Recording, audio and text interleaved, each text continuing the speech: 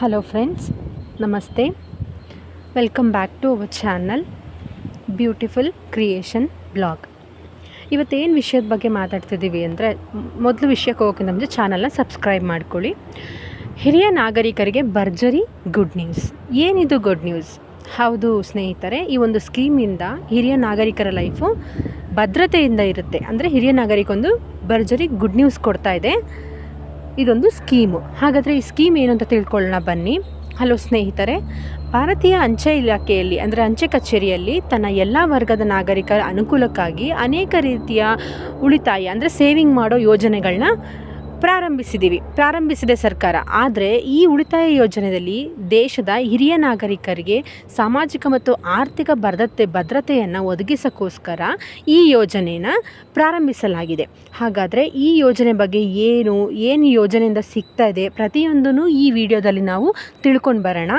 ಈ ವಿಡಿಯೋನ ನಿಮ್ಮ ಫ್ರೆಂಡ್ಸಿಗೆ, ನಿಮ್ಮ ರಿಲೇಟಿವ್ಸ್ಗೆ ಎಲ್ಲರಿಗೂ ಶೇರ್ ಮಾಡಿ. ಹಾಗೆ ಅವರು ಕೂಡ ಈ ಯೋಜನೆಯನ್ನು ಪ್ರಾರಂಭಿಸಲಿ. ಗೊತ್ತಿಲ್ಲದಿರೋರೆಲ್ಲ ಈ ಯೋಜನೆ ಬಗ್ಗೆ ತಿಳ್ಕೊಳ್ಳಿ.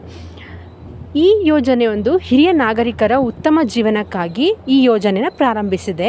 ಈ ಯೋಜನೆಯಡಿಯಲ್ಲಿ ಏನಂತ ಹೇಳಿದ್ರೆ 60 ವರ್ಷಕ್ಕಿಂತ ಮೇಲ್ಪಟ್ಟ ನಾಗರಿಕರು ಹೂಡಿಕೆಯನ್ನು ಮಾಡಬಹುದು. ಅಂದರೆ 60 ಏಜ್ಗಿಂತ ಜಾಸ್ತಿ 61, 62 ಏಜ್ ಇರೋರು ಇದನ್ನು ಮಾಡ್ಬೋದು.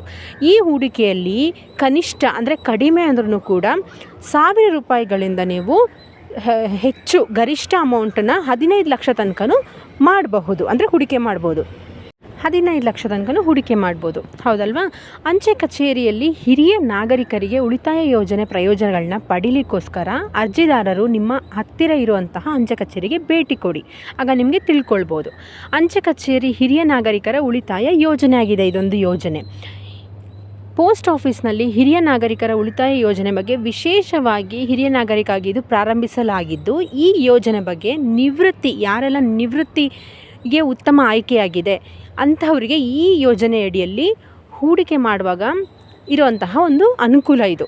ನಾಗರಿಕರಿಗೆ ತೆರೀಲಿಕ್ಕೋಸ್ಕರ ಇದನ್ನು ಅಂದರೆ ಈ ಸ್ಕೀಮ್ ಒಂದು ಓಪನ್ ಮಾಡಲಿಕ್ಕೆ ವಿನಾಯಿತಿಯಿಂದ ನಿಮಗೆ ಬಡ್ಡಿಯನ್ನು ಕೂಡ ಪ್ರಯೋಜನಗಳನ್ನ ಪಡ್ಕೋಬೋದಾಗಿದೆ.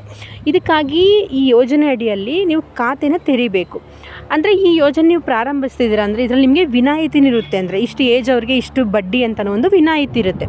ಹಾಗಾದರೆ ಈ ಯೋಜನೆ ಅಡಿಯಲ್ಲಿ ನೀವು ಖಾತೆ ಅಂದರೆ ಒಂದು ಅಕೌಂಟ್ ಓಪನ್ ಮಾಡಬೇಕು ಅಂದರೆ ಆ ಅರ್ಜಿದಾರರು ಖಾತೆ ತೆರೆದಿದ್ದ ದಿನಾಂಕದಿಂದ 5 ವರ್ಷ ತನಕ ಠೇವಣಿ ಮೊತ್ತ ಪಕ್ಕದಲ್ಲಿರಬೇಕು. ಅಂದರೆ ಏನಂದರೆ ನೀವು ಪ್ರತಿ ವರ್ಷ ಕಟ್ಕೊಂಡು ಹೋಗಬೇಕು. ಇದ್ರದ್ದು ಅವಧಿ ಬಂದು 5 ವರ್ಷಗಳ ತನಕ ಇರುತ್ತೆ. 5 ವರ್ಷಗಳ ಗಂಟನೂ ನೀವು ಕಟ್ಕೊಂಡು ಹೋಗ್ಬೋದು.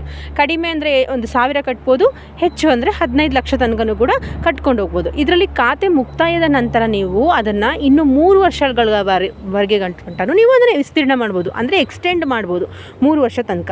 ಈಗ 5 ವರ್ಷಕ್ಕೆ ಮಾಡಿ 3 ವರ್ಷ ಎಕ್ಸ್ಟೆಂಡ್ ಮಾಡ್ಬೋದು. ಆಮೇಲೆ ಪೋಸ್ಟ್ ಆಫೀಸ್ನಲ್ಲಿ SC/SS ಅಡಿಯಲ್ಲಿ ಪ್ರತಿ ವರ್ಷ ಅರ್ಜಿದಾರರಿಗೆ 8% ಬಡ್ಡಿ ಇರುತ್ತೆ. ಅದೇನು SC/SC ಅಂತ ನಿಮಗೆ ಹೇಳ್ಕೊಡ್ತೀನಿ. ಈ ಯೋಜನೆ ಹೆಸರೇನು ಅಂತ ಹೇಳಿದ್ರೆ ಅಂಚೆ ಕಚೇರಿಯ ಹಿರಿಯ ನಾಗರಿಕ ಉಳಿತಾಯ ಯೋಜನೆ ಅಂತ ಇದೆ ಈ ಯೋಜನೆ ಹೆಸರು. ನೀವು ಪೋಸ್ಟ್ ಆಫೀಸ್ಗೆ ಹೋಗಿ ಇದನ್ನೇ ಕೇಳಬೇಕು. ಅಂದರೆ ಪೋಸ್ಟ್ ಆಫೀಸಲ್ಲಿ ಇಲ್ಲಿನ ಹಿರಿಯ ನಾಗರಿಕರ ಉಳಿತಾಯ ಯೋಜನೆ ಬಗ್ಗೆ ಒಂದು ಅಕೌಂಟ್ ಓಪನ್ ಮಾಡಬೇಕಂತ ನೀವು ಕೇಳಬೇಕು. ಇದನ್ನು ಫಸ್ಟು ಎಲ್ಲಿ ಸ್ಟಾರ್ಟ್ ಮಾಡಿದ್ದಾರೆ ಅಂದರೆ ಅಂಚೆ ಕಚೇರಿಯಲ್ಲೇ ಅಂದರೆ ಪೋಸ್ಟ್ ಆಫೀಸಲ್ಲೇ ಸ್ಟಾರ್ಟ್ ಮಾಡಿದ್ದಾರೆ. ಇದು ಯಾವ ವರ್ಷದಿಂದ ಸ್ಟಾರ್ಟ್ ಮಾಡಿದ್ದಾರೆ ಅಂದರೆ ಈ ವರ್ಷ ಅಂದರೆ 2024ರಲ್ಲೇ ಸ್ಟಾರ್ಟ್ ಮಾಡಿರೋದು. ಇದನ್ನು ನೀವು ಆಫ್ಲೈನಲ್ಲಿ ಕೂಡ ನೀವು ಹೋಗಿ ತರಿಬಹುದು. ಆನ್ಲೈನ್ಗಿಂತ ನೀವು ಪೋಸ್ಟ್ ಆಫೀಸಲ್ಲಿ ಭೇಟಿ ಕೊಟ್ಟು ಆಫ್ಲೈನಲ್ಲೇ ಇದನ್ನು ನೀವು ಓಪನ್ ಮಾಡ್ಬೋದು. ಯಾರೆಲ್ಲ ಫಲಾನುಭವಿಗಳು ಇದಕ್ಕೆ ಅರ್ಹರು ಅಂತ ಹೇಳಿದ್ರೆ 60 ವರ್ಷಕ್ಕಿಂತ ಮೇಲ್ಪಟ್ಟವರು ಅರ್ಹರು. ನಿಮ್ಮ ಮುಂದಿನ ಭವಿಷ್ಯಕ್ಕಾಗಿ ಇದನ್ನು ಒದಗಿಸಲಾಗಿದೆ. ಎಷ್ಟು ಅಮೌಂಟಿಂದ ಕಟ್ಬೋದು ಅಂದರೆ 1000ದಿಂದ 5 ಲಕ್ಷ 15 ಲಕ್ಷ ತನಕ ಕಟ್ಬೋದು ನೀವು. ಈ ಯೋಜನೆಯ ಪ್ರಯೋಜನಗಳೇನು, ಈ ಯೋಜನೆ ತೆಗೆಯೋದ್ರಿಂದ ಪ್ರಯೋಜನ ಏನೇನು ಸಿಗ್ತಾ ಇದೆ, ಮುಂದೆ ಏನೆಲ್ಲ ಪ್ರಯೋಜನ ಆಗುತ್ತೆ ಅನ್ನೋದನ್ನ ಪ್ರಯೋಜನಗಳನ್ನ ತಿಳ್ಕೊಂಡು ಬರೋಣ ಬನ್ನಿ. ಇಲ್ಲಿ ಪೋಸ್ಟ್ ಆಫೀಸ್ನಲ್ಲಿ ಹಿರಿಯ ನಾಗರಿಕ ಉಳಿತಾಯ ಯೋಜನೆ ಹಿರಿಯ ನಾಗರಿಕರಿಗೆ ಪ್ರಾರಂಭಿಸಲಾದ ನಿವೃತ್ತಿ ಯೋಜನೆ ಆಗಿದೆ. ಅಂದರೆ ಇದನ್ನು ಇವಾಗ 18 ವಯಸ್ಸು ಮೇಲ್ಪಟ್ಟವರಲ್ಲ, ಆಮೇಲೆ 20 ವಯಸ್ಸು ಮೇಲ್ಪಟ್ಟವರಲ್ಲ, ಅಂದರೆ ಇದನ್ನು 60 ವಯಸ್ಸಿಗಿಂತ ಹೆಚ್ಚು 60 ವಯಸ್ಸು ಮೇಲ್ಪಟ್ಟವರು ಅಂದರೆ ಹಿರಿಯ ನಾಗರಿಕರಿಗೋಸ್ಕರನೇ ತೆರೆಯಲಾದ ಯೋಜನೆ ಆಗಿದೆ ಈ ಯೋಜನೆ. ಆಮೇಲೆ ಇದರ ಅಡಿಯಲ್ಲಿ ನಿಮಗೆ SC/SS ಅಡಿಯಲ್ಲಿ ನಾಗರಿಕರು ಕನಿಷ್ಠ 1000 ರೂಗೆ ಖಾತೆಯನ್ನು ತೆರಿಬಹುದಾಗಿದೆ. ಈ ಯೋಜನೆಯಲ್ಲಿ 1000 ರೂಗೆ ಖಾತೆ ತೆರಿಬಹುದಾಗಿದೆ. ಮತ್ತು ಯೋಜನೆ ಅಡಿಯಲ್ಲಿ ನಾಗರಿಕರು ವಾರ್ಷಿಕ 8% ಬಡ್ಡಿ ದರ ಪ್ರಯೋಜನವನ್ನು ಪಡೆಯುತ್ತಾರೆ. ಅಂದರೆ ವಾರ್ಷಿಕವಾಗಿ ನಿಮಗೆ ವರ್ಷಕ್ಕೆ 8% ಬಡ್ಡಿನ ನೀವು ಪಡೀತಾ ಇದ್ದೀರಾ. ಈ ಉಳಿತಾಯ ಖಾತೆ ಅಥವಾ ಎಫ್ ಡಿಗಳಿಗಿಂತ ಇದು ಹೆಚ್ಚಾಗಿರುತ್ತೆ. ಈ ಯೋಜನೆಯಲ್ಲಿ ಏನಂತ ಹೇಳಿದ್ರೆ, ಹಿರಿಯ ನಾಗರಿಕರು ಉಳಿತಾಯ ಯೋಜನೆಯನ್ನು ನಾಮನಿರ್ದೇಶನ ಸೌಲಭ್ಯ ಸಹ ಒದಗಿಸಿದೆ. ನಾಮನಿರ್ದೇಶನ ಅಂತ ಹೇಳಿದ್ರೆ ನೀವು ಇವಾಗ ಯಾರ್ದು ಮೆಚುರಿಟಿ ಯಾರ ಹೆಸರನ್ನ ಬೇಕಾದರೂ ನೀವು ಒದಗಿಸ್ಬೋದಾಗಿದೆ. ಈ ಯೋಜನೆಯಲ್ಲಿ ಹೂಡಿಕೆ ಮಾಡುವಂಥ ಮೂಲಕ ಹೂಡಿಕೆದಾರರು ಆದಾಯ ತೆರಿಗೆ ಕಾಯ್ದೆ ಸೆಕ್ಷನ್ 80C ಅಡಿಯಲ್ಲಿ ವರ್ಷಕ್ಕೆ 1.5 ಲಕ್ಷ ರೂಪಾಯಿ ತೆರಿಗೆ ವಿನಾಯಿತಿ ಲಾಭವನ್ನು ಪಡಿತಿದ್ದೀರಾ. ಅಂದರೆ ನಿಮಗೆ ಟ್ಯಾಕ್ಸ್ ಕೂಡ ಇದರಲ್ಲಿ ನಿಮಗೆ ವಿನಾಯಿತಿ ಇದೆ. ಟ್ಯಾಕ್ಸ್ ಕೂಡ ನಿಮಗೆ ಪೇ ಮಾಡಬೇಕು ಅನ್ನೋದು ಬರಲ್ಲ. ಇದು ನಿಮಗೆ ಪ್ಲಸ್ ಪಾಯಿಂಟ್ ಹಿರಿಯ ನಾಗರಿಕರಿಗೆ.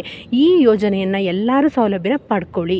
ಹಿರಿಯ ನಾಗರಿಕರು ಉಳಿತಾಯ ಯೋಜನೆಯಡಿ ಅರ್ಜಿದಾರರು ಖಾತೆಯನ್ನು ತೆರೆದ ನಂತರ 1 ವರ್ಷದೊಳಗಡೆ ಮುಚ್ಚಿದರೆ ಅವರ ಒಟ್ಟು ಠೇವಣಿಯಲ್ಲಿ 1.5% ಕಡಿತಗೊಳಿಸಲಾಗುತ್ತದೆ. ಅಂದರೆ ಇಲ್ಲಿ ಏನು ಹೇಳ್ತಾ ಇದ್ದಾರೆ ಅಂದರೆ, ನೀವು ಅಕೌಂಟ್ನ ಪೋಸ್ಟ್ ಆಫೀಸಲ್ಲಿ ಓಪನ್ ಮಾಡಿದ್ಮೇಲೆ 1 ವರ್ಷದೊಳಗಡೆ ಏನಾರು ಮತ್ತೆ ನೀವು ಮುಚ್ಚಿಬಿಟ್ರಿ, ಕ್ಲೋಸ್ ಮಾಡಿಬಿಟ್ರಿ ಅಂದರೆ 1.5 ಲಕ್ಷ ಅಷ್ಟು ಪ್ರತಿಶತ ಅಮೌಂಟ್ನ ನಿಮ್ಮದು ಕಡಿಮೆ ಮಾಡಲಾಗ್ತದೆ. ಮತ್ತು 2 ವರ್ಷಕ್ಕೆ ಮುಚ್ಚಿದ್ರೆ ನಿಮಗೆ 2% ಕಡಿಮೆ ಮಾಡಲಾಗುತ್ತೆ. ಈ ಖಾತೆಯು ಮುಕ್ತಾಯಗೊಂಡ ನಂತರ ಅದನ್ನು ಇನ್ನೂ ನೀವು 3 ವರ್ಷಗಳ ಗಂಟ ಮುಂದುವರಿಸ್ಬೋದು. ಅಂದರೆ ನೀವು 1.5 ವರ್ಷಗಳ ಒಳಗಡೆ ಮುಚ್ಚಬಾರ್ದು, 2 ವರ್ಷದೊಳಗಡೆ ಮುಚ್ಚಬಾರ್ದು. ಅದಕ್ಕೆ ಅಮೌಂಟ್ ಇಷ್ಟು ಅಂತ ಕಡಿಕ್ಟ್ ಮಾಡ್ತಾರೆ. ಆದರೆ ಈ ಖಾತೆನ ನೀವು 5 ವರ್ಷ ಕಂಪ್ಲೀಟ್ ಆದಮೇಲೆ ಇನ್ನೂ ಬೇಕಾದ್ರೆ ಮುಂದುವರಿಸ್ಬೋದು. ಇದು ಪ್ಲಸ್ ಪಾಯಿಂಟ್. ಹಾಗಾದರೆ SCSS ಅಂದರೆ SCSS ಅಪ್ಲಿಕೇಶನ್ ಅರ್ಹತೆ ಹಂಗಂದರೆ ಏನು? ಈ ಖಾತೆಯಲ್ಲಿ ನಮಗೊಂದು SCSS ಒಂದು ಅಪ್ಲಿಕೇಶನ್ ಅರ್ಹತೆನ ಹೊಂದಿದ್ದೀವಿ ನಾವು. ಹಂಗಂದರೆ ಏನು? ಈ ಯೋಜನೆಗೆ SCSS ಯೋಜನೆಗೆ ಅರ್ಜಿ ಸಲ್ಲಿಸಲು ಅರ್ಜಿದಾರರು ಭಾರತೀಯ ನಾಗರಿಕರಾಗಬೇಕು. ನೀವೆಲ್ಲ ಇಂಡಿಯನ್ ಅವರಾಗಿರಬೇಕು.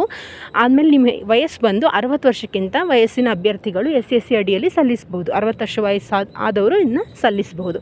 ಸ್ವಯಂ ನಿವೃತ್ತಿ ಯೋಜನೆಗೆ ಆಯ್ಕೆ ಮಾಡಿಕೊಂಡಿರುವ 55ರಿಂದ 60 ವರ್ಷ ವಯಸ್ಸಿನ ನಿವೃತ್ತಿ ನಾಗರಿಕರು ಕೂಡ ಅರ್ಜಿಗೆ ಸ್ವಯಂ ನಿವೃತ್ತಿ ಅಂದರೆ ನಾನಾಗಿ ರಿಟೈರ್ಮೆಂಟ್ ತೊಗೊತಿದ್ದೀನಿ, ಸೆಲ್ಫ್ ರಿಟೈರ್ಮೆಂಟ್ ಅಂತ ಇರುತ್ತಲ್ವ, ಸೆಲ್ಫ್ ರಿಟೈರ್ಮೆಂಟ್ ಇರೋರು ಕೂಡ ಇದನ್ನು ಮಾಡ್ಬೋದು, ಸಲ್ಲಿಸಬಹುದು. SC ಅಡಿಯಲ್ಲಿ ಗಂಡ ಅಥವಾ ಹೆಂಡತಿ ಜಂಟಿ ಖಾತೆಯಲ್ಲಿ ಕೂಡ ಇದನ್ನು ಪ್ರಾರಂಭಿಸಬಹುದು.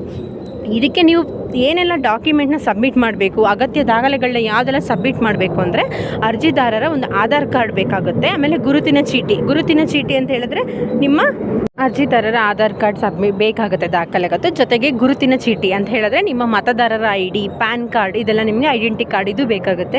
ವಿಳಾಸ ಪುರಾವೆ ಅಂದರೆ ನಿಮ್ಮ ಮನೆ ಅಡ್ರೆಸ್ ಬೇಕಾಗುತ್ತೆ. ಆಮೇಲೆ ವಯಸ್ಸಿನ ಪ್ರಮಾಣ ಪತ್ರ, ನಿಮಗೆ ಇಷ್ಟೇ ವಯಸ್ಸಾಗಿದೆ ಅನ್ನೋದಕ್ಕೆ ನಿಮ್ಮ ಪ್ರಮಾಣ ಪತ್ರ ಕೂಡ ಒಂದು ಬೇಕಾಗುತ್ತೆ. ಆಮೇಲೆ ಚಾಲ್ತಿಯಲ್ಲಿರುವಂತಹ ಒಂದು ಮೊಬೈಲ್ ನಂಬರ್, ನಿಮ್ಮ ಕಾಂಟ್ಯಾಕ್ಟ್ ನಂಬರು ಕೂಡ ಬೇಕಾಗುತ್ತೆ. ಅದ್ರ ಜೊತೆಗೆ ನಿಮ್ಮ ಭಾವಚಿತ್ರ, ಪಾಸ್ಪೋರ್ಟ್ ಸೈಜ್ದು ಫೋಟೋ ಬೇಕಾಗುತ್ತೆ.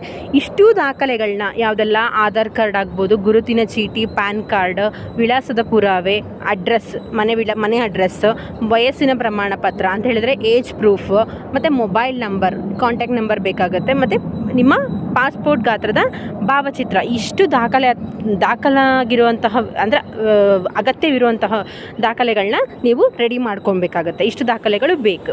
ಜೊತೆಗೆ ಹಿರಿಯ ನಾಗರಿಕರ ಉಳಿತಾಯ ಯೋಜನೆ ಖಾತೆ ತೆರೆಯುವ ಪ್ರಕ್ರಿಯೆ, ನೀವು ಈ ಖಾತೆನ ಹೇಗೆ ಓಪನ್ ಮಾಡ್ಬೋದು ಅಂತ ಹೇಳಿದ್ರೆ, ಈ ಯೋಜನೆ ಅಡಿಯಲ್ಲಿ ಖಾತೆಯನ್ನು ತೆರೆಯಲು ಅರ್ಜಿದಾರರು ಮೊದಲು ಎಲ್ಲ ದಾಖಲಾತಿಗಳಿಗೆ ಏನೆಲ್ಲ ಹೇಳಿದ ದಾಖಲಾತಿಗಳು, ಆ ದಾಖಲಾತಿಗಳನ್ನೆಲ್ಲ ನಿಮ್ಮ ಹತ್ತಿರ ಇರುವಂತಹ ಅಂಚೆ ಕಚೇರಿ, ಪೋಸ್ಟ್ ಆಫೀಸ್ಗೆ ಎಲ್ಲನೂ ತೊಗೊಂಡೋಗಿ ನೀವು ಒಂದ್ಸಲಿ ಭೇಟಿ ನೀಡಬೇಕಾಗುತ್ತೆ.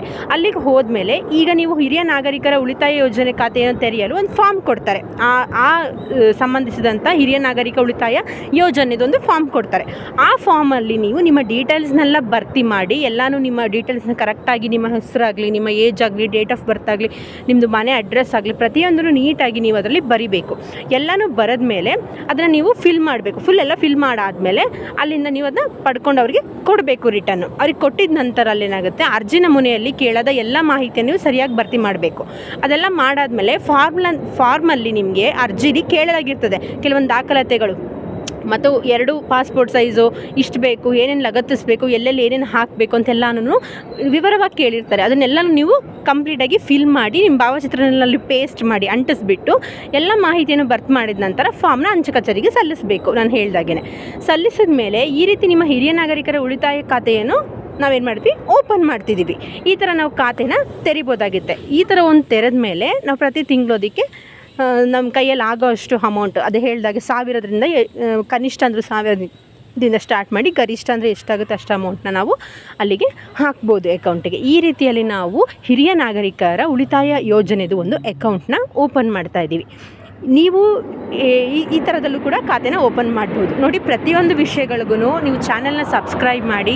Thanks for watching. ಚಾನಲ್ನ ಸಬ್ಸ್ಕ್ರೈಬ್ ಮಾಡೋದ್ರಿಂದ ಮುಂದೆ ಬರೋಂತಹ ಅಪ್ಡೇಟ್ ವೀಡಿಯೋಸ್ಗಳನ್ನ ನೀವು ನೋಡ್ಬೋದು. ಪ್ಲೀಸ್ ಎಲ್ಲರೂ ಬ್ಯೂಟಿಫುಲ್ ಕ್ರಿಯೇಷನ್ ಚಾನಲ್ನ ಸಬ್ಸ್ಕ್ರೈಬ್ ಮಾಡಿ. Then you will get more updates, future updates. Thanks.